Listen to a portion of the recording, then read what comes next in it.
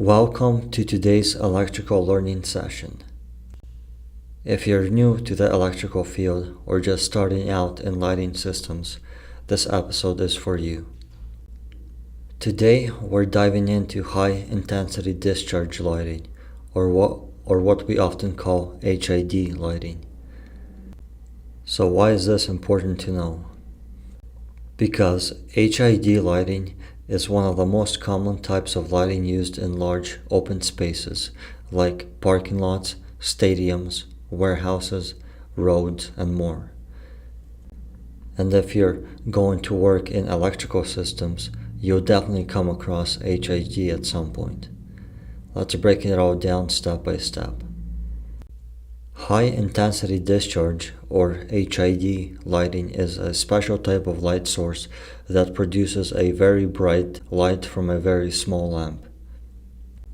These lights are great for covering large areas, which is why you often see them in streetlights, gymnasiums, and industrial buildings. Instead of needing 50 smaller lights to cover a parking lot, you can use just a few HID fixtures mounted high up and they'll still do the job. But what makes HID lighting special is how the light is created. HID lights don't work like regular incandescent bulbs that just heat up a wire until it glows. Instead, HID lights produce a light by creating an arc that's an electric spark between two electrodes in a tiny glass tube called the arc tube. That arc excites special gases or materials inside the tube, and that's what produces the light. Now, here's the thing. It takes a lot of voltage to get an arc started. That's why every HID lamp needs a ballast. The ballast is like a power controller. It gives the lamp a boost of high voltage to start it, and then controls the current so the lamp doesn't overheat or burn out. Sound familiar? That's a bit like how fluorescent ballasts work too. So why were HID lamps created in the first place? Because older technologies like incandescent bulbs just weren't bright enough or efficient enough for large spaces. HID lamps give you a lot of light from a small source.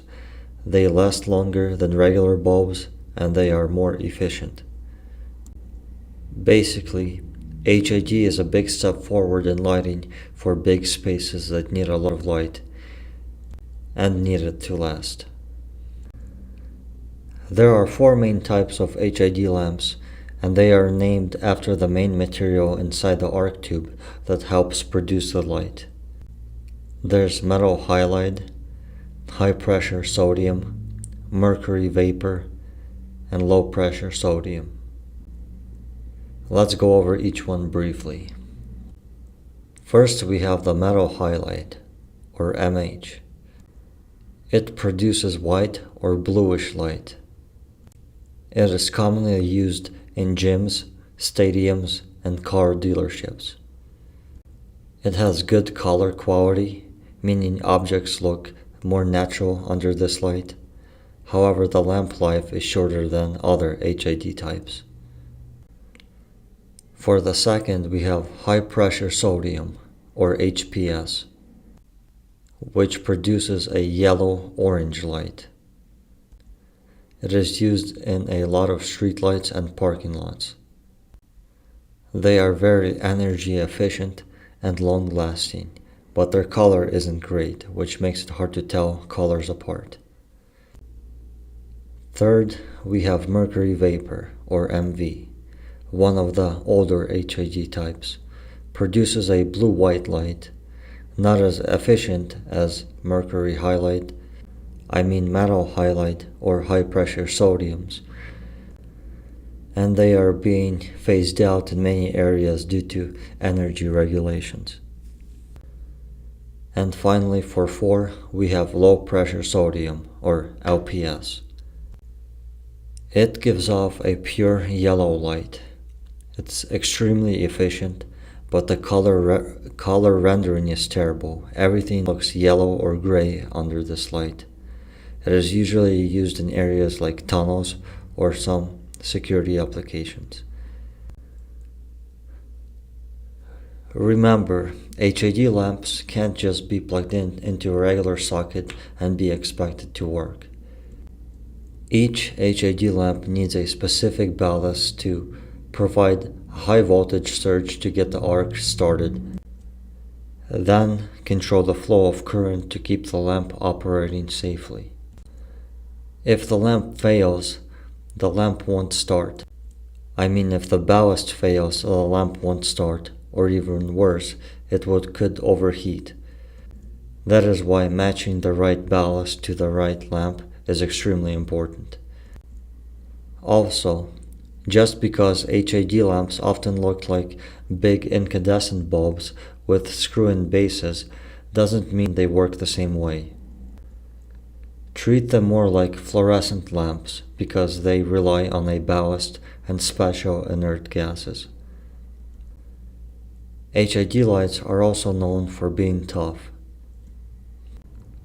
They can handle cold temperatures, wet environments, and rough outdoor conditions, which is why you'll often see them in streetlights, stadiums, and parking garages.